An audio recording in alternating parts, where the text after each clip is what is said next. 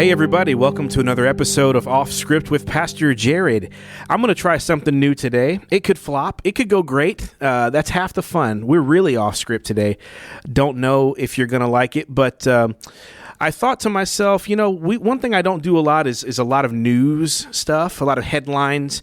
And the main reason why I don't do that is because, one, you guys read the news for yourself, and there's already really great people that do this. So I don't want to do this all the time, but every once in a while, I feel like there are just a few stories that hit the news that maybe might be worth our time to slow down and think about.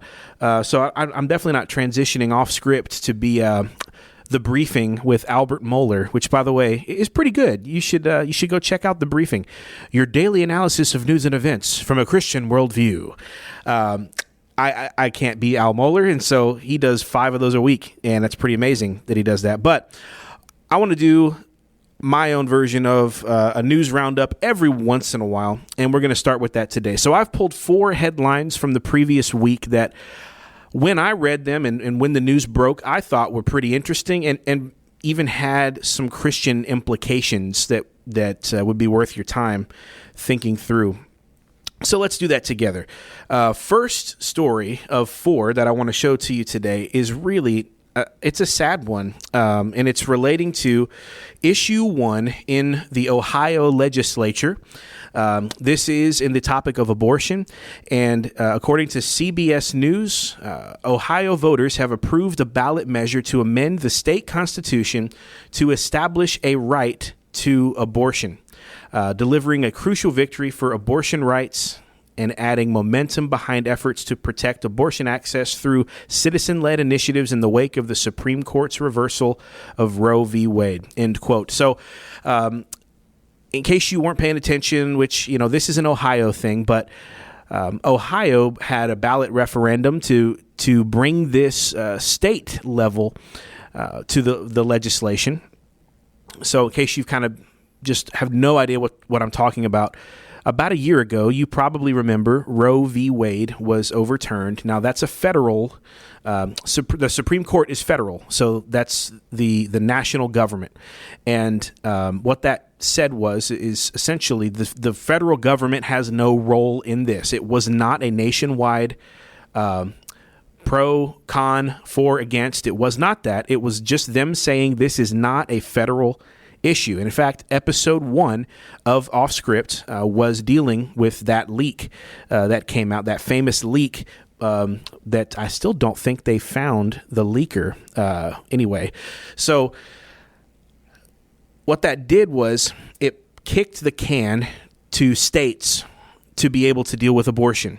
And some states are going to vote to ban abortion. Some states are going to have 6-week 15-week concessions, and some states are going to have no rules. And obviously, the Christian position should be that there should never be an allowance for abortion, and that it is an evil, a sin that is the murder of an innocent life. And so that has to be our position. That's a Christian position. Don't allow someone to tell you that's political discussion. It's not. It's a human rights issue because we're made in the image of God. It's very simple. And so the fact that it went to the states, I think I warned you back then, this is a victory. Roe v. Wade overturn is a victory, but it is by no means the crossing of the goal line. It is just saying that now states get to decide for themselves. And what practically I said then and is happening now is that you're going to have some red states ban it, and you're going to have some blue states continue in abortion. And that's what's happening. Now, Ohio, a lot of people are really gut punched by this move because Ohio is a purple state and has been leaning red the last couple of election cycles. I want to say Trump got Ohio the last 2 cycles. And so this is for pro-lifers and for abolitionists, this was a sad day because Ohio essentially chose abortion when they were given it on their own to decide. Issue 1, they were given it to go to their own hands in a vote, and they want abortion. And that's where we have to come to terms with, is that there are going to be people that choose this when given the right to vote. So Roe v. Wade was not just something that was not reflecting the will of a lot of people, and that can be hard to take. I'll continue this quote from CBS News. It says, the success of the ballot initiative in the red state Ohio is likely to buoy Democrats' hopes that reproductive rights... Let me just pause right there. Anytime the news says reproductive rights, that means the right to kill babies. Okay, just so you know, reproductive rights is a heavily focus grouped term to trick you into thinking that abortion is health care, and that you have the right to murder babies out of convenience. So just want to make you aware not to fall for that little language slip there. Reproductive rights is laughable. That reproductive rights, continuing the quote, will continue to be a salient issue for voters nearly 17 months after the Supreme Court's decision rolling back the constitutional right to abortion. Voters' approval of the measure Tuesday, which is known as Issue 1, extends the winning streak for abortion rights proponents who saw success in all 6 states where abortion-related measures were on the ballot last year. It passed in Ohio 56% to 43%, just so you can get an idea of the margin there. And so I'll just tell you where this is going.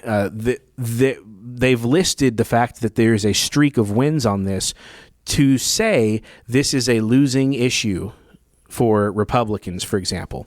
They believe, the media and all the people in charge of your life believe that abortion is a losing issue for if you support it, and a winning a losing issue if you deny abortion, if you want to get rid of it, and it's a winning issue if you say that you should have the ability to have abortions. So, and they're going to say this is political suicide for any Republican candidate to hold to a full-blown total ban on abortions. So if you try to come out and hold a Christian position, you are going to be told that's fine and good. You can have that position in your mind, but you will lose elections because you don't have the public.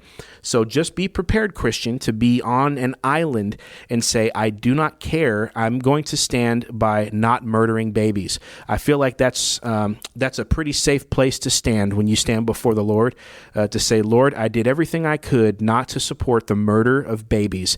And I think he will honor that in your life. So statement from Joe Biden, and then I'll close out this news issue. The Biden administration released a statement celebrating this issue 1 in Ohio, saying, tonight Americans once again voted to protect their fundamental freedoms and democracy won. In Ohio, voters protected access to reproductive health in their state constitution.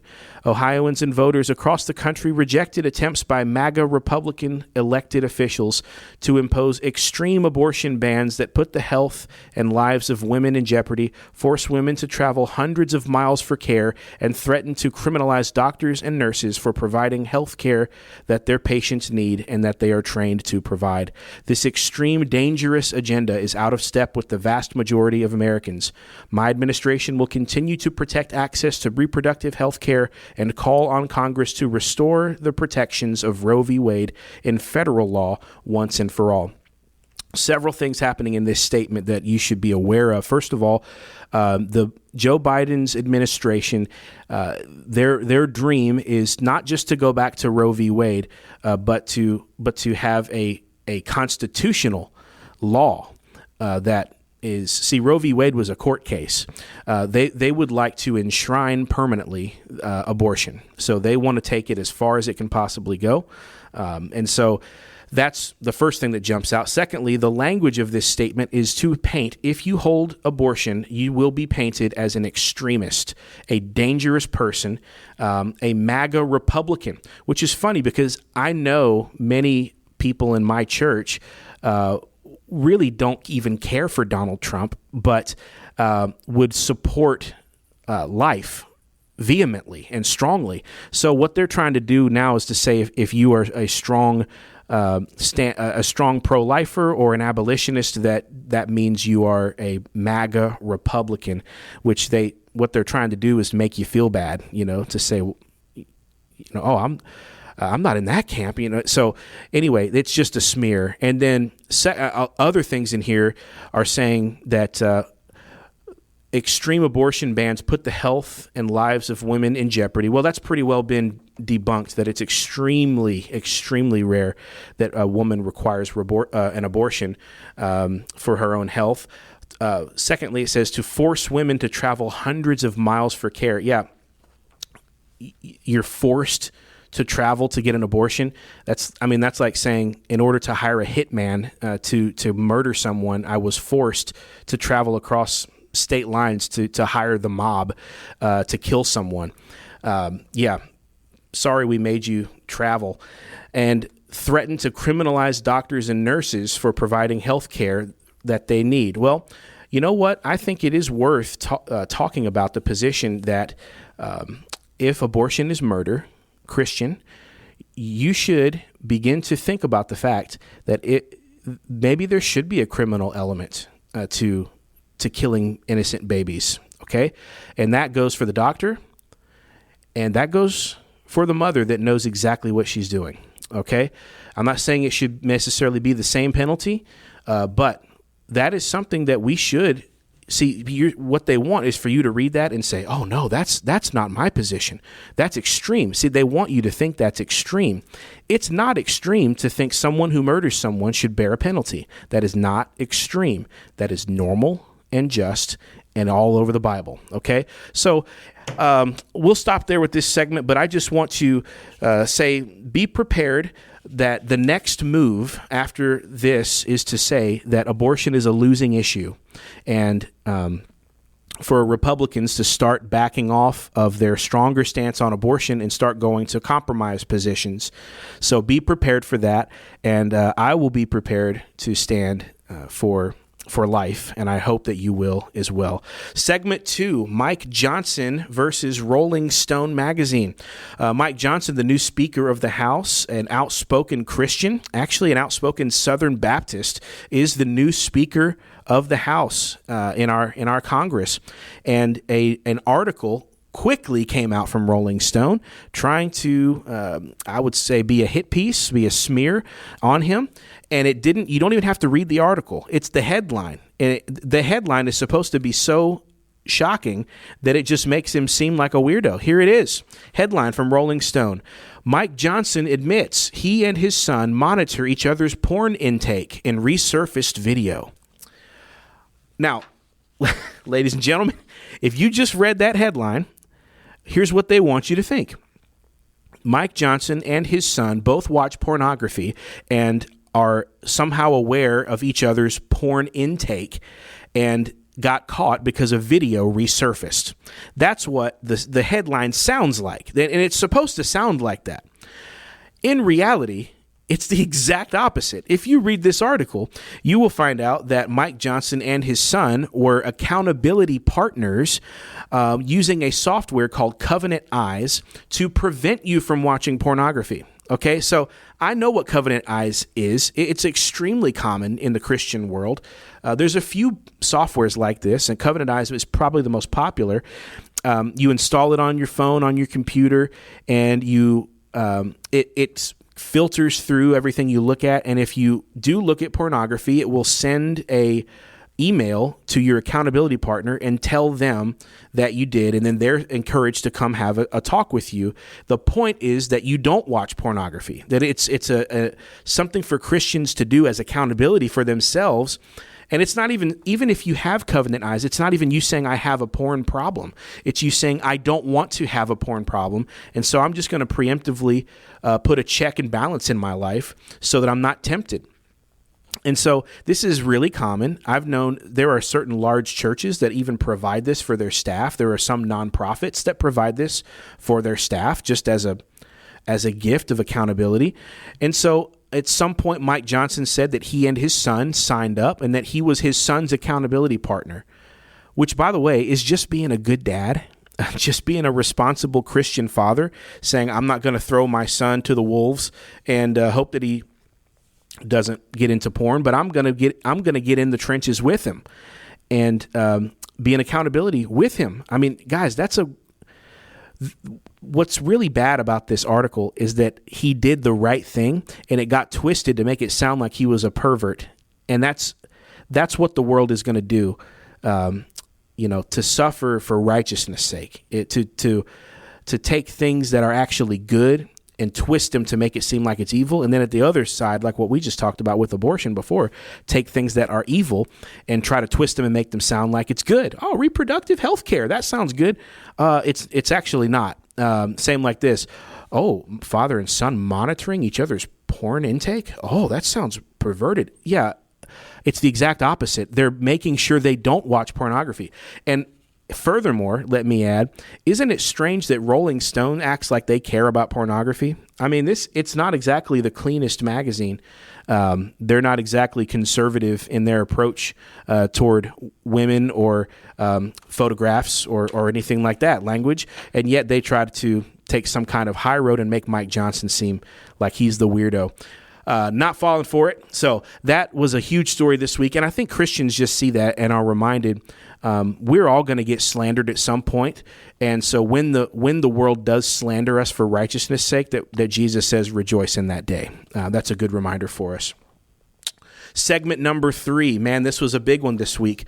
The shooter manifesto was leaked out of the Nashville area from the Covenant Christian School. You guys probably remember this. This was just a heartbreaking story a few months ago when a trans-identified shooter, really a female, pretending to be male, went in and shot up, I believe it was 3 students and 3 adults in Covenant School in the Nashville area. And man, that was just a heartbreaking story.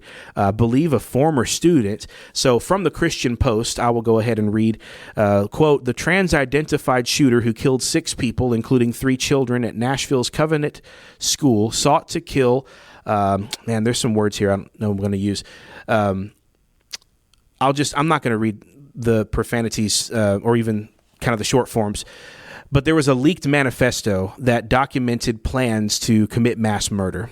And on Monday, Louder with Crowder host Steven Crowder somehow got leaks from the manifesto finally. So you might remember when this came out, ladies and gentlemen, that there was an argument to release this written diary or this manifesto by the shooter, Audrey Hale, and going by Aiden later, but by birth, Audrey Hale, to release this manifesto and see what the motive exactly was. And then there was an immediate squelching of this, saying, we will not release this. This is going to be under lock and key. There's a pending lawsuit. And then it got tied up in legalities. And a lot of people wanted to see this thing because they suspected that there was going to be stuff in there about anti-Christian rhetoric, perhaps anti-white. We weren't sure what it was going to be, but there were some narrative questions. And where this came from is that within a couple of days of this, there was another shooting, and I'm drawing a blank on what it was exactly, but it was sort of the opposite. It was racially motivated, but by a white person against black people. And he was a racist man, and he went and shot black people. And look, that is awful. Well, I don't feel like I have to say, I shouldn't have to say that, but I do, and I will. It was awful. And they rightly named the motive racism and said it was a hate crime, and it was. But like here the people back at Covenant School are like, well, why is it a mystery what our motive was in our case, but it seems like every other mass shooting, the day of, there's a motive released, and we know what the person was doing and why they did it, and yet we can't seem to get our motive released. And so I think that was why there was so much pressure on this, because there was just a tight-lipped approach when everyone kind of knew what it was going to be. And I'll just tell you, I did read some of the verbiage of the leaked manifesto that came out, and I would probably not encourage you to go read that. There is a lot of language in it, words that are not good, profanities and things like that, racist things. But I would say what's surprising is the racism is toward white people and Christians, and it's just it makes you wonder. Well, it confirms why it wasn't released when it was, and so I think that's just sort of the moral of this story. I think is at some point our leaders are going to have to come to terms with the fact that we need the truth. People need to be given the truth, and there is something that has happened where we've almost reached a point where our leaders feel it's better for that it's better for us not to tell us the truth, and they can kind of decide when to tell us the truth. And we saw that a lot in the COVID year or two there, that it was almost like, for your protection, we're going to lie to you. And I think we got to get past that. That's going to rip us apart. It's going to tear our country apart, deciding which story can be truthfully told and which one needs a spin. That's not going to go over well for a long time. We need to be told the truth. And so I think our hope should be that we can find leaders who will tell us the truth, and whatever it is, because that's what we need, to be treated like adults who can handle being told what the truth is. Last segment. Man, this is a strange one. This one stopped me in my tracks this week because I kind of followed it real time. I remember last week there was a story and it caught my eye because the word Baptist. Okay, anytime I see the word Baptist pastor, all of a sudden my eyes are glued. So it was something to the effect of Baptist pastor caught cross-dressing or living a double life, and it was in Alabama. And so I looked up the story, and what had happened was there was this pastor who was First Baptist, let me make my notes, Phoenix City, and he also was a mayor of a small town, Smith Station. His name was Bubba Copeland, and he had been serving as mayor, been serving as a pastor, and this conservative news outlet had discovered that he had been living a double life and had this entire online persona as a very sexualized woman, and was engaging with people online, and not just wearing women's clothes, but writing erotic novels, I guess short stories. Even one was very disturbing where he pretended to murder someone he knew and took on their life as a woman. And I'm just telling you guys, it was very strange, perverted stuff. The news that I've been reading has been downplaying the perversion of it and made it seem like it was just an innocent, in the privacy of my home, I would dress as a woman and take photographs. But I'm just telling you, there's a lot more strangeness to this story than I would even be comfortable sharing on podcast. So this was kind of broken, and the news went out, and he kind of got found out because someone found him online doing this, that it was a pastor and a mayor.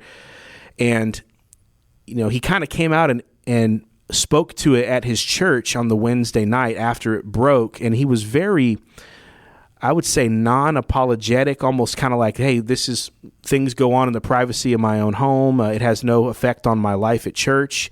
I have a holy life, and then I have a private life, and just things that you don't want to hear a pastor say.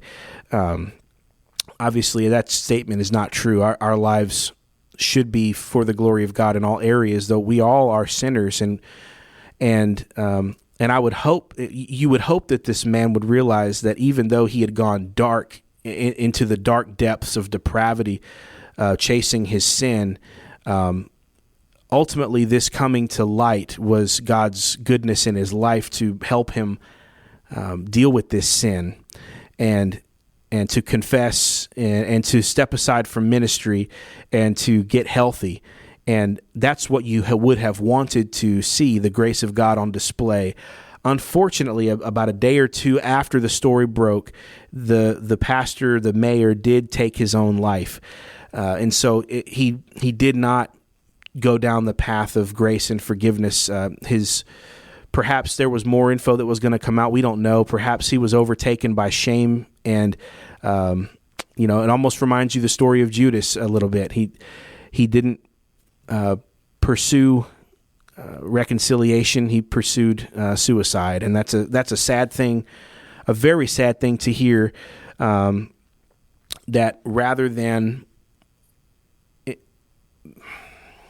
diving deep into the grace of God, that he went the other direction. And so the spin on this story from the media, it has now been to blame the news outlet that uncovered the information as leading him to kill himself. So that's kind of now been the spin from the major media, is blaming his outing as a trans person.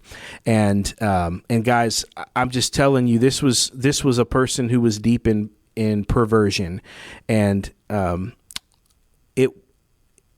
the outing is not responsible for his responsive suicide. So I don't believe it's fair to hold this news outlet to say that it's your fault that he committed suicide because you ran this story.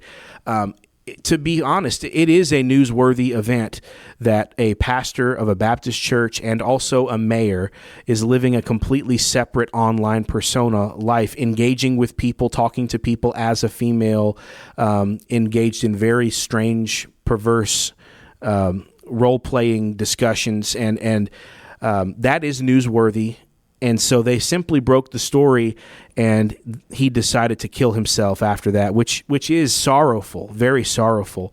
But at the end of the day, as a pastor, you just wish he would have availed himself of the mercy and grace of God. And it's just a reminder to all of us listening today. I mean, you may not be locked into the dark perversion that this man was, but we still need the same grace of God that covers our sins. We all have sins, things that we wouldn't want brought to the light of day. But at the same time, Ephesians 5 reminds us that our sin is to be exposed, and the light of Christ to shine upon us, to expose those sins so that it can be brought before God and forgiven, and we can be restored to a right relationship with him. That's the hope. So these are 4 news stories that were just, man, there were so many Christian implications this week in the news that I just thought this might be an interesting week to try a news roundup. So I hope that just kind of thinking through these news articles together maybe will benefit you in some way, and in the way that you kind of intake media and think through things. But I appreciate you guys listening today on this episode of Off Scripts. Join a gospel preaching church. If you're in the Memphis area, come see me at Kirby Woods Baptist Church every Sunday at 10:30, and would love to get to meet you. And God bless you guys. Have a wonderful, wonderful weekend.